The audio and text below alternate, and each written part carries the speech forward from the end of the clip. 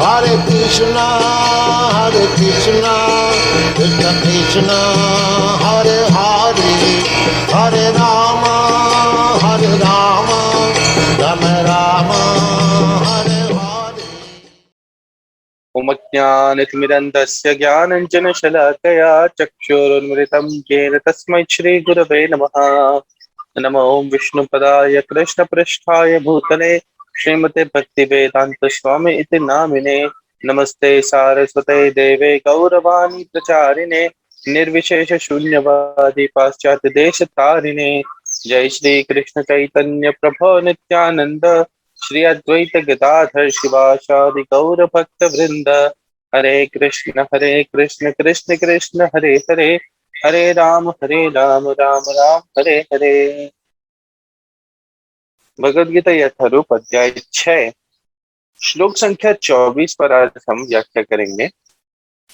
श्लोक संख्या 24 में भगवान कहते हैं, जैसे हमने कल जाना था श्लोक संख्या 17 में, कि जो व्यक्ति खाने में, सोने में, अमोद प्रमोद तथा काम करने की आदतों में नियमित रहता है, वह योगाभ्यास द्वारा समस्त भौतिक क्लेशों को नष्ट कर सकता है। अर्थात जो व्यक्ति अपने समस्त कार्यों में सभी प्रकार की आदतों में नियमित रहता है, वह वास्तविकता में सभी दुखों को पार कर पाता है और वास्तविकता में भगवान के इस आध्यात्मिक मार्ग के ऊपर चल पाता है, बढ़ पाता है। आज भगवान इस श्लोक में बता रहे हैं, मनुष्य को चाहिए कि संकल्प तथा श्रद्धा के साथ योगाभ्यास में लगे और पथ से विचलित ना हो। उसे चाहिए कि मनोधर्म से उत्पन्न समस्त इच्छाओं को निरपवाद रूप से त्याग दे और इस प्रकार मन के द्वारा सभी ओर से इंद्रियों को वश में करे। अर्थात यहाँ पर हमें क्या समझा रहे हैं भगवान? सबसे पहले कि हमें एक तो संकल्प करना होगा। यदि हमें वास्तविकता में भगवान के इस मार्ग के ऊपर बढ़ना है, हमें वास्तविकता में चाहिए कि हमारी आध्यात्मिक दृष्टि में प्रगति हो, तो हमें सबसे पहले संकल्प करना होगा कि हमें इस मार्ग पर चलना है, हमें इस मार्ग के ऊपर टिकना है। और वैसे ही हर एक अपने आध्यात्मिक प्रयास के लिए हमें संकल्पबद्ध होना होगा कि हमें कौन सी एक्टिविटी कब करनी है, कैसे करनी है। जब तक हम संकल्प नहीं लेंगे तब तक के लिए हमारे लिए किसी भी प्रकार से बढ़ पाना कठिन होगा। जैसे कहते हैं डिटर्मिनेशन, अर्थात स्वयं के साथ में हमें संकल्प लेना होगा कि मैं इतनी कार्य करूंगा ही, इतने प्रकार से मैं इतने कार्य करने वाला ही हूँ। और केवल संकल्प ही नहीं, परंतु उसके साथ में श्रद्धा भी रखनी होगी। श्रद्धा अर्थात कैसे?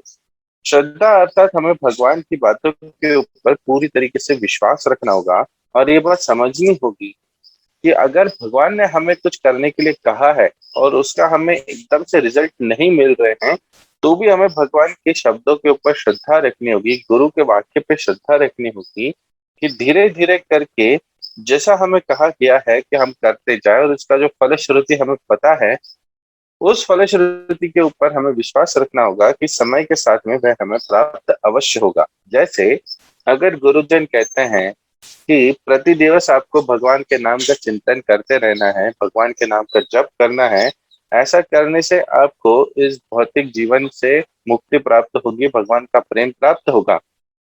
हमारे लिए प्रश्न ये आता है कि हम इतने समय से करते जा रहे हैं परंतु हमारे अंदर बदलाव नहीं आ रहा है या हमें उस प्रकार की अनुभूति नहीं हो रही है, तो भी हमें अपने गुरुजनों और भगवान की बात के ऊपर पूरी तरीके से विश्वास रख के फिर भी जप करते रहना होगा। क्योंकि जब हम इस प्रकार से आगे बढ़ते जाएंगे, जप करते रहेंगे, तब धीरे धीरे करके अवश्य ही संकल्पबद्ध होके हमारे अंदर भगवान का प्रेम अवश्य उत्पन्न होगा। और इस प्रकार से हमें योगाभ्यास करते जाना है और योगाभ्यास में लगने पर इस पथ पे चलते समय हमें विचलित नहीं होना है। विचलित होने का अर्थ क्या है? विचलित होने का अर्थ यह है कि हम ये विचार करने लग जाते हैं कि चलिए हम इस मार्ग के ऊपर तो चल ही रहे हैं, कुछ कर ही रहे हैं, एक एक दो चीजें इधर उधर की और भी कर लेते हैं, एक दो चीजें इधर उधर की और भी करते हैं। तो उस विषय से होता क्या है? उस विषय से होता यह है कि आपकी मन और बुद्धि डगमगाती है। बहुत सारे शाखाओं में अगर आपकी बुद्धि आप विभाजन करके बांट करके इस प्रकार से कार्य करेंगे तो पूरी तरीके से संकल्पबद्ध नहीं हो पाएंगे। जैसे अगर आपने भगवत गीता की शरण ग्रहण करी है तो भगवत गीता की शरण ग्रहण करके पूरी तरीके से मान लीजिए कि हमें इसी की शरण ग्रहण करके इसी के लिए ही सारे अपना जीवन के एक्टिविटीज करनी है। अगर हम बार बार ही विचार करेंगे चलिए भगवत गीता तो हम कर ही रहे हैं, साथ में और भी कोई किताब भी पढ़ लेते हैं जैसे देवी देवताओं की, उससे क्या फर्क पड़ता है, सब अच्छा ही तो है, सब साथ में ही तो है, एक ही तो है। इस प्रकार से विचार करना वास्तविकता में अपनी बुद्धि को संकीर्ण करना है। हम पूरी तरीके से फिर संकल्पबद्ध नहीं होते और बिना संकल्प किए अगर हम मार्ग पर नहीं बढ़ेंगे तो हमारे लिए उस प्रकार से सिद्धि प्राप्त करना लगभग असंभव हो जाएगा। इसलिए भगवान यहाँ पर कह रहे हैं कि हमें विचलित नहीं होना चाहिए। और मनोधर्म से उत्पन्न समस्त इच्छाएं, देखिए एक तो व्यक्ति को वास्तव में अपना धर्म निभाना होता है। मनुष्य का वास्तविक धर्म कौन सा है? जो शास्त्रों में बताया गया है। जैसे भगवान भगवत गीता में बताते हैं कि मेरी शरण ग्रहण करना ही व्यक्ति के लिए सबसे बेस्ट और सबसे हाईएस्ट किस्म का धर्म है। उसके लिए भगवान कहते हैं कि मेरी शरण ग्रहण करनी चाहिए। कई बार व्यक्ति क्या करता है कि अपने मन से ही कई प्रकार के अलग अलग नियमावली लगाता है, अलग अलग विचार विमर्श करते हुए स्वयं की इच्छाओं के द्वारा ही बहुत सारे प्रकार के नियम खुद पर लगाता है, बहुत सारे प्रकार के धर्मों को पालन करने लग जाता है। जैसे कई प्रकार के उपवास होते हैं, सोमवार का उपवास, मंगलवार का उपवास, बुधवार का उपवास, ये प्रकार के जितने भी उपवास है ये वास्तव में मनोधर्म से उत्पन्न है। अर्थात केवल अपनी मन की इच्छाओं के बल के ऊपर व्यक्ति ने इस प्रकार के उपवास का निर्माण कर दिया। परंतु यहाँ पर भगवान हमें बता रहे हैं कि मनोधर्म अर्थात अपने ही मन की इच्छाओं से प्रकट किए हुए जितने भी कार्य हैं और इच्छाएं हैं, जैसे मन है वो इंद्रियों के वश वश में हो करके कई प्रकार की इच्छाओं को प्रकट करता है जिससे कि निरंतर भोग बना रहे, निरंतर भोग चलता रहे। इसके लिए भगवान कहते हैं कि इस प्रकार के मनोधर्म की इच्छाओं का भी त्याग कर दे और मन के द्वारा सभी ओर से इंद्रियों को वश में करे। अर्थात अपना बुद्धि लगा करके अपने पहले मन को वश में करे और जब मन वश में होने लगता है तब उसके साथ साथ में इंद्रियां भी अपने वश में करता रहे। अगर इंद्रियां भटकती रहेंगी तो इंद्रियों के भटकने से मन भी भटकेगा, मन अगर भटकता रहेगा तो बुद्धि भी विचलित होगी और बुद्धि अगर विचलित होगी तो हम संकल्प निष्ठ नहीं हो पाएंगे, एक निष्ठ नहीं हो पाएंगे और इस वजह से क्या होता है कि हम अपने आध्यात्मिक मार्ग से छूट जाते हैं, गिर जाते हैं, हमारा पतन होता है। और ये हमारे समस्त भौतिक कार्यकल्पों के लिए भी उसी प्रकार से ही लागू होता है। अगर हम अपनी इंद्रिय को वश में नहीं करते हैं तो मन वश में नहीं रहता है, मन वश में नहीं रहता है तो बुद्धि वश में नहीं रहती। तो हमने जो संकल्प धारण किया होता है अपने किसी कार्य के लिए, भौतिक कार्य के लिए, हम उसे भी पूरी तरीके से समर्पित नहीं हो पाते और बिना समर्पण के हमारे लिए वो कार्य भी सिद्ध कर पाना असंभव हो जाता है। तात्पर्य में पढ़ते हैं, योगाभ्यास करने वाले को दृढ़ संकल्प होना चाहिए और उसे चाहिए कि बिना विचलित हुए धैर्य पूर्वक अभ्यास करे। अंत में उसकी सफलता निश्चित है। उसे यह सोचकर बड़े ही धैर्य से इस मार्ग पर अनुसरण करना चाहिए और यदि सफलता मिलने में विलंब हो रहा हो तो निरुत्साहित नहीं होना चाहिए। ऐसे दृढ़ अभ्यासी की सफलता सुनिश्चित है। जैसे हम कई बार प्रश्न उठता है भक्तों के द्वारा कि हम इतने समय से नाम जप कर रहे हैं, कोशिश करते हैं कि कैसे भी इस आध्यात्मिक मार्ग पर हम प्रगति कर पाए, परंतु फिर भी पता नहीं चल रहा है कि इसका फल हमें मिल रहा है या नहीं, या वास्तव में हम अच्छा नाम जप कर रहे हैं या नहीं, या भगवान का प्रेम हमें प्राप्त होगा या नहीं, या हम इस मार्ग पर सही से लगे हैं या नहीं। इस प्रकार के कई प्रश्न उठते हैं। तो प्रभुपाद जी हमें उत्तर दे रहे हैं कि अगर हमें उसका फल मिलने में विलंब हो रहा है तो देखिए हमारे ऊपर जो धूल जमी है हमारी चेतना पर, ये धूल केवल इस जन्म की नहीं है, ये जन्मों जन्मांतर की धूल, अनंत जन्मों की। और इन अनंत जन्मों की जो ये धूल है, ये धीरे धीरे धीरे धीरे धीरे धीरे करके हटती है। इसीलिए जो हमें भगवान का प्रेम प्राप्त होने का समय लगता है, वो बहुत समय लगता है। उसमें भी हमारा नाम जप कैसा हो रहा है, इस पर भी बहुत बड़ा प्रश्न उठता है। अगर हमारा जो नाम जप है, ये पूरे शुद्ध प्रकार से हो रहा हो, तो भगवान का प्रेम प्राप्त होने के लिए प्रभुपाद जी कहते हैं कितना समय लगता है? 1 सेकंड, उतना भी नहीं। उसके अंदर भी आपको भगवान का प्रेम प्राप्त होता है और आप पूर्णतः शुद्ध हो जाते हैं। उसके लिए हमें पूरी श्रद्धा से अपना पूरा दम लगा करके भगवान का नाम जप करते रहना चाहिए। उसमें हमें कहीं न कहीं उसका श्रेय मिलने में समय लगता है, अवलंबित हो जाते हैं, और इस वजह से कई बार हमारा उत्साह गिर जाता है, कम हो जाता है। परंतु यहाँ पर प्रभुपाद जी बताते हैं कि ऐसे समय में भी आपको निरुत्साही नहीं होना चाहिए। आपको उस समय भी क्या करना है? भक्ति योग के संबंध में रूप गोस्वामी का कथन है। देखिए, रूप गोस्वामी जी हमें क्या करना है इस बात के लिए उपदेश दे रहे हैं। उत्साहात निश्चयात धैर्यात तत्तत् कर्म प्रवर्तनात् संगात संगास्तो, क्षमा कीजिए, उत्साहात निश्चयात धैर्यात तत्तत् कर्म प्रवर्तनात् संग त्यागास्ततो वृत्तिः षड्भिर्भक्तिर् प्रसिद्ध्यति। मनुष्य पूर्ण हार्दिक उत्साह, धैर्य तथा संकल्प के साथ भक्ति योग का पूर्ण रूपेण पालन भक्ति के साथ रहकर निर्धारित कर्मों के करने तथा सत्कार्यों में पूर्णतया लगे रहने से कर सकता है। अर्थात सबसे पहले हमें चाहिए कि हम पूरी तरीके से उत्साह बनाए रखें, उत्साह में कमी ना होने दें। उत्साह कम होने लगता है तो हम धीरे धीरे करके भक्ति मार्ग से कहीं न कहीं विचलित हो जाते हैं। इसलिए उत्साह को गिरने न दें, उत्साह बना के रखिए और निश्चय बना के रखिए।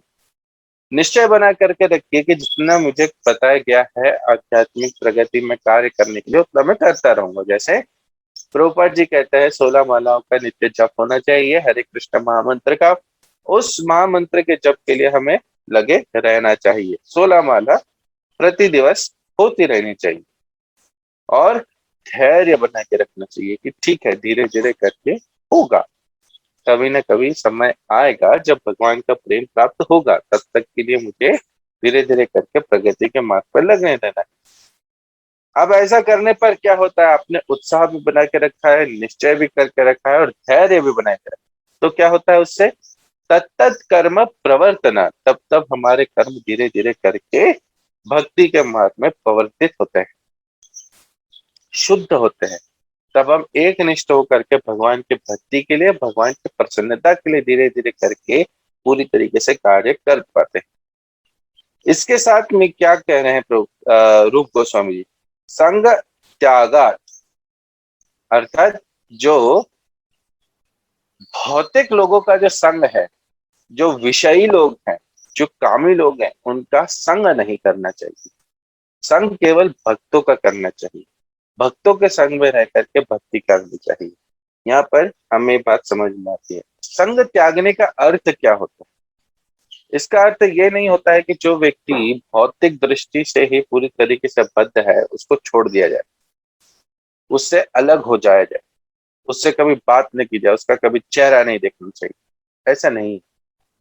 संग त्यागने का अर्थ ये होता है कि आप अपनी चेतना को उसकी चेतना से प्रभावित ना होने। यदि आप प्रभावित होने लगते हैं तो तुरंत ही भक्तों के संग में वापस से चले जाना चाहिए। भक्तों के संग में लगते से ही जब आप अपना हृदय उनके सामने खोल करके बताएंगे, तब भक्त उस हृदय में आई हुई कमजोरी का उसी क्षण वध कर दे।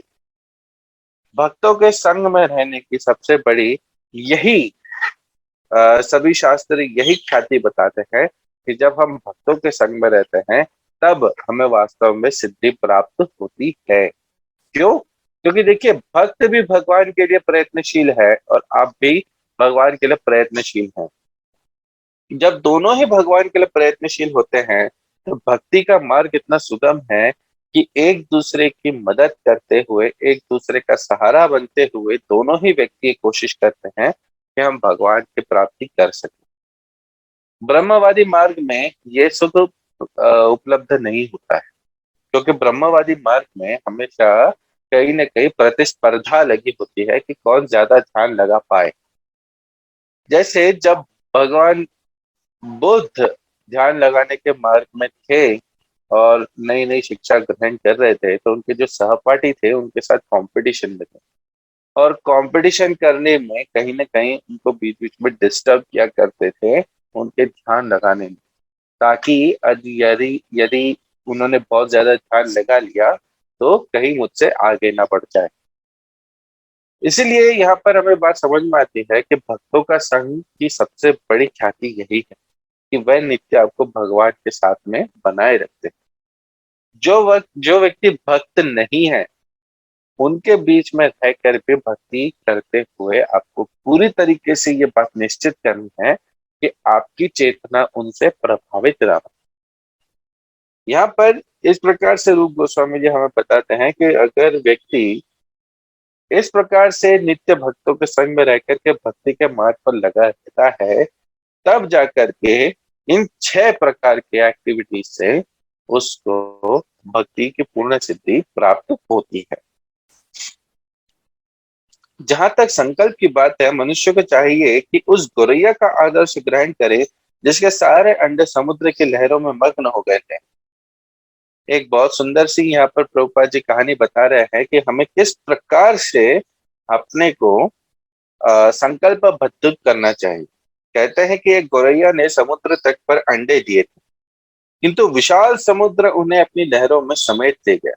इस पर गौरैया अत्यंत क्षुब्ध हुई और उसने समुद्र से अंडे लौटा देने के लिए कहा, किंतु समुद्र ने उसकी प्रार्थना पर कोई ध्यान नहीं दिया। अतः उसने समुद्र को सुखा डालने की ठान ली। उसने पूरी तरीके से ठान लिया कि अब इस समुद्र को मैं सुखा दूंगी, क्योंकि इसने मेरे अंडे वापस नहीं किए हैं। वह अपनी नन्ही सी चोंच से पानी उलीचने लगी, अतः थोड़ा थोड़ा पानी करके समुद्र से उठाती और बाहर फेंक देती। तभी उसके इस असंभव संकल्प का उपहास करने लगे।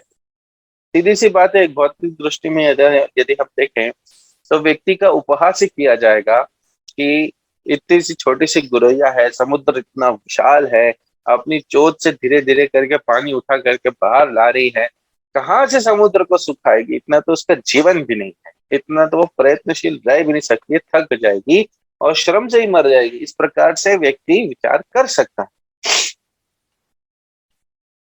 उसका उसके इस कार्य की सर्वत्र चर्चा चलने लगी, तो अंत में भगवान विष्णु के विराट वाहन पक्षीराज गरुड़ ने यह बात सुनी। अब चूंकि चर्चा बढ़ने लगी, तो चर्चा जाकर के भगवान के वाहन श्री गरुड़ देव के पास में पहुंची और उन्हें अपनी इस नन्ही पक्षी बहन पर दया आई और वे गोरैया से मिलने आए, और उन्हें उस गोरैया के ऊपर दया आई, जिससे कि वे धाम से उस गोरैया से मिलने के लिए पहुंचे। गरुड़ उस नन्ही गोरैया के निश्चय से बहुत प्रसन्न हुए और उन्होंने उसकी सहायता करने का वचन दिया। गरुड़ ने तुरंत समुद्र से कहा कि वह उसके अंडे लौटा दे, नहीं तो उसे स्वयं आगे आना पड़ेगा। अर्थात गरुड़ देव ने जब ये बात समझी कि गोरैया है इस प्रकार से परेशान है और जो समुद्र है वापस अंडे देने को तैयार नहीं है, तो गरुड़ देव आकर के उस नन्ही सी गौरैया पर अत्यंत प्रसन्न हुए और उन्होंने फिर स्वयं होकर के समुद्र से कहा कि हे समुद्र, यदि तुम अभी अंडे वापस नहीं देते हो तो फिर मुझे आगे आना पड़ेगा और मैं तुम्हें सुखाऊंगा।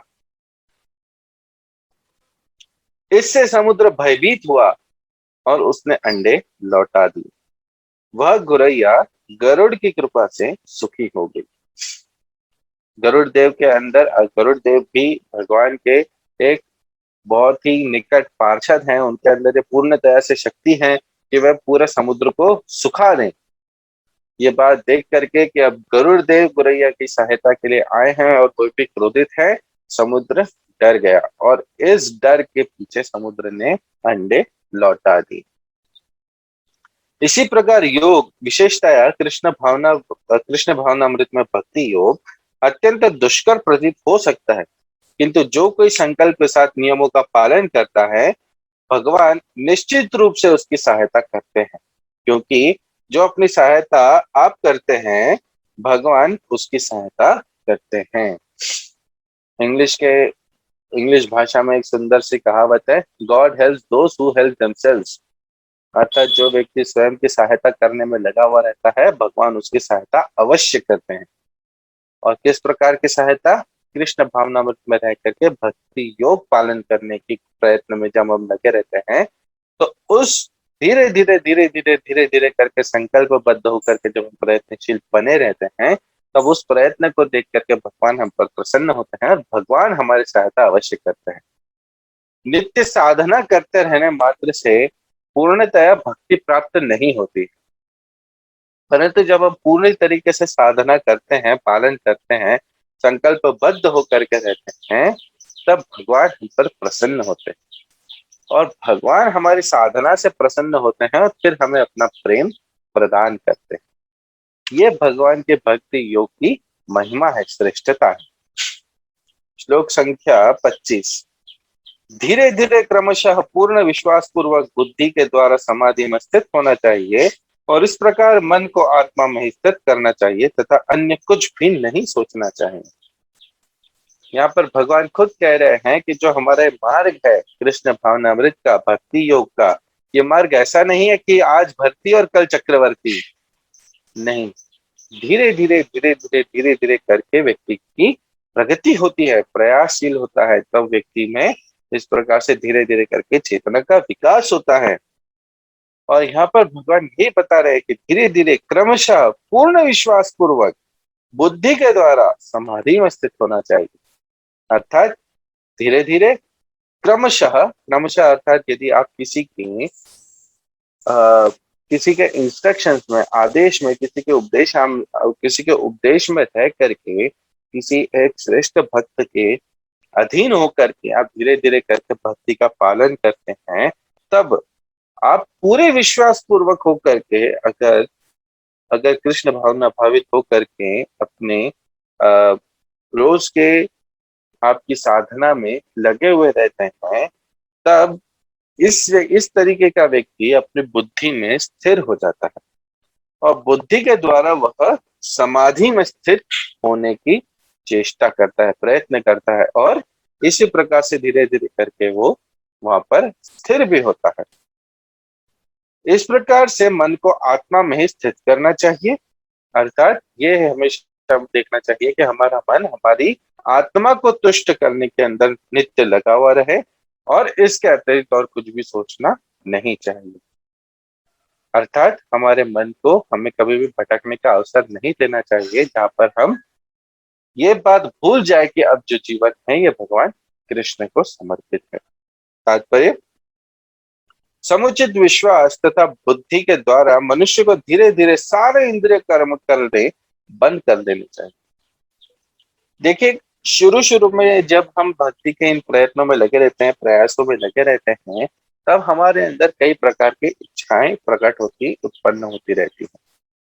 सो कभी भी इन इच्छाओं का मर्दन नहीं करना चाहिए, क्योंकि इच्छाओं का मर्दन करने से कहीं ना कहीं हमारे अंदर भगवान के इस आध्यात्मिक प्रोसेस के प्रति द्वेष उत्पन्न होता है। इन इच्छाओं को धीरे धीरे करके बहुत ही कंट्रोल में रख के पूर्ण करना चाहिए, किसी के उपदेश में रह करके पूर्ण करनी चाहिए और धीरे धीरे करके प्रयत्न करना चाहिए कि आपकी इच्छाएं आप भगवान के प्रति मोड़ दें। जब व्यक्ति भगवान के प्रति अपनी इच्छाओं को मोड़ देता है, तब उसका मन उसके वश में आने लगता है। अर्थात क्रमशः व्यक्ति प्रयासशील होता है।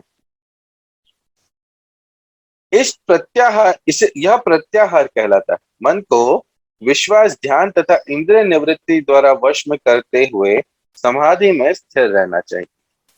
किस प्रकार से? मन को विश्वास, ध्यान तथा इंद्रिय निवृत्ति द्वारा वश में करते हुए समाधि में स्थिर हो जाना चाहिए। उस समय देहात्म बुद्धि में अनुरक्त होने की कोई संभावना नहीं रह जाती। इस प्रकार से जब आप प्रयत्नशील होते हैं तब आप ये विषय पर विचार नहीं करते कि अब आपकी देह है और देह से संबंधित वस्तुओं के प्रति आपका आकर्षण हो। नहीं, तब व्यक्ति पूरी तरीके से देहात्म बुद्धि का त्याग कर देता है। दूसरे शब्दों में, जब तक इस शरीर का अस्तित्व है तब तक मनुष्य पदार्थ में लगा रहता है, किंतु उसे इंद्रिय तृप्ति के विषय में नहीं सोचना चाहिए। अर्थात कहीं न कहीं इस भौतिक जीवन में जब तक ये शरीर है तब तक भौतिक वस्तुओं की कुछ न कुछ आवश्यकता नित्य बनी ही रहेगी। परंतु जो व्यक्ति है उसको इस प्रकार के इंद्रिय तृप्ति विषय में विचार नहीं करना चाहिए, सोचना नहीं चाहिए। उस व्यक्ति को क्या करना चाहिए? उस व्यक्ति को हमेशा अपने मन को, बुद्धि को और इंद्रियों को भगवान के प्रति मोड़ देना चाहिए। धीरे धीरे करके मोड़ना चाहिए। इसमें कभी भी ऐसा प्रयत्न नहीं करना चाहिए कि आज मुझे बताया गया है तो मैं आज से पूरी तरीके से पूर्ण विरक्ति धारण करता हूँ। नहीं, इस प्रकार के व्यक्ति में पतन जल्दी होता है। जो व्यक्ति अपने मन की इच्छाओं को पूरी तरीके से दबाता है, उन्हें तुष्ट नहीं करता है, वह व्यक्ति का पतन बहुत जल्दी होता है। आपकी इच्छाओं को आपको मोड़ना है श्री भगवान के प्रति, उनका दमन नहीं करना। क्योंकि जो भगवान का भी जो धाम है, भगवान के धाम में भी हर व्यक्ति रस अवश्य लेता है। जहाँ वहां पर जो रस मिलता है वो भगवान के भक्ति का मिलता है, भगवान के संग का मिलता है। और हम इस धरा पर रह करके भी जो भक्ति का प्रयत्न कर रहे हैं, वास्तविकता में भगवान का संग लेने का प्रयत्न कर रहे हैं। अर्थात जो हमें इच्छाएं प्रकट होती हैं, जब हम उसे भगवान के प्रति मोड़ देते हैं तो वास्तव में वह वैकुंठ दर्शन कहलाता है। उसे परमात्मा के आनंद के अतिरिक्त किसी अन्य आनंद का चिंतन नहीं करना चाहिए। कृष्ण भावनामृत का अभ्यास करने से यह अवस्था सहज ही प्राप्त की जा सकती है। इसलिए धीरे धीरे करके आप हमें इस कार्य में प्रयत्नशील होते रहना चाहिए। श्लोक संख्या 26। मन अपनी चंचलता तथा अस्थिरता के कारण जहां कहीं भी विचरण करता हो, मनुष्य के चाहिए कि उसे वहां से खींचे और अपने वश में लाए।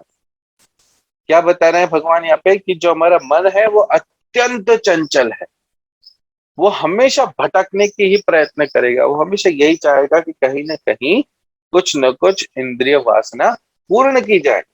परंतु यहाँ पर भगवान कह रहे हैं कि मन अपनी अचंचलता तथा अस्थिरता के कारण जहां कहीं भी विचरण करता हो, जैसे ही भटकने लगे हमारा मन, क्या करना है? मनुष्य के चाहिए कि उसे वहां से खींच करके वापस लेकर के आए और अपने मन को वश में लगाए। जैसे हम भगवान का नाम जप करने के लिए मान लीजिए बैठे हैं और जप करते हुए हमारा मन कहीं दूसरे ही ब्रह्मांड में भटकने चला गया है, किसी एक नई स्वप्न की जगत में भटकने के लिए चला गया है। व्यक्ति को उसी क्षण क्या करना है? उसी क्षण अपना ध्यान इस जगह पर लगाना है कि नहीं, हमें मन को भटकने नहीं देना है और वापस से खींच करके वापस अपने पास में लेके आना है और जप में लगाना है। इसी प्रकार से भगवान के लिए हम जितने कार्य करते हैं उस समय के लिए हमारा मन बहुत भटकता है और इस प्रकार के भटकते हुए मन को, बार बार भटकते हुए मन को हमें बार बार खींच करके वापस लेके आना है। जब हम इस प्रकार से मन को बार बार खींच करके वापस लेके आते हैं तब धीरे धीरे करके वो स्थिति भी आती है जब मन भटकना बंद कर देता है। कैसे बंद कर देता है? कि तब आपको एक हायर टेस्ट मिलता है, उच्च प्रकार का आपको दिव्य आनंद प्राप्त होने लगता है। तब मन अपने इस आनंद में इतना रम जाता है कि आपको दूसरे प्रकार से मन के भटकने की जगह पर वो जाता ही नहीं। केवल नाम जप के समय ही नहीं अपितु हर एक कार्य के अंदर हमारा मन कहीं ना कहीं भटकता है। जैसे मान लीजिए हम भगवान के लिए भोग बना रहे हैं, वो भोग बनाते समय कई बार मन इधर उधर भटकता है, जहां पर जो चेतना है वो चेतना भगवान में न रहते हुए कहीं और आ जाती है। उस समय के लिए व्यक्ति को वापस यही करना है कि मन को दोबारा से पकड़े, वापस लेके आए और फिर अपने इस कार्य में लगा।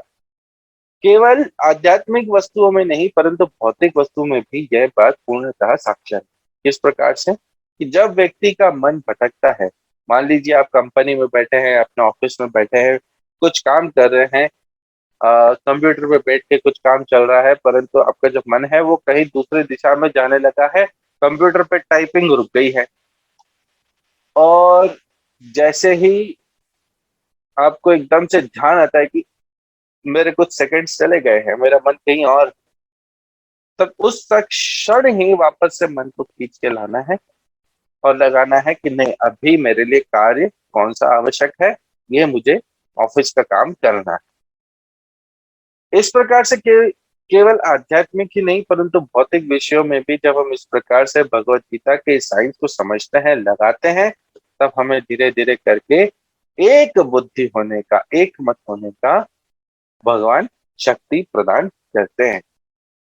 तात्पर्य, मन स्वभाव से चंचल और अस्थिर है, किंतु स्वरूप सिद्ध योगी को मन को वश में लाना होता है, उस पर मन का अधिकार नहीं होता।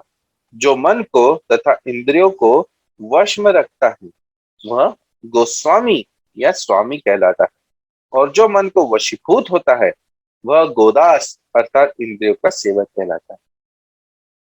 जैसे हमारे कॉलोनी में अगर कोई व्यक्ति भगवा वस्त्र पहनते हुए घूमता रहता है, भटकता रहता है, खुद को स्वामी के रूप में हमारे सामने प्रदर्शित करता है, तो सबसे पहले हमें ये देखना चाहिए कि क्या वह व्यक्ति इंद्रिय तुष्ट कर चुका है, क्या उसका मन स्थिर है। आपको कई लोग ऐसे मिलेंगे जो भगवा वस्त्र पहनते हैं और साथ में चिलम भी फूकते हैं।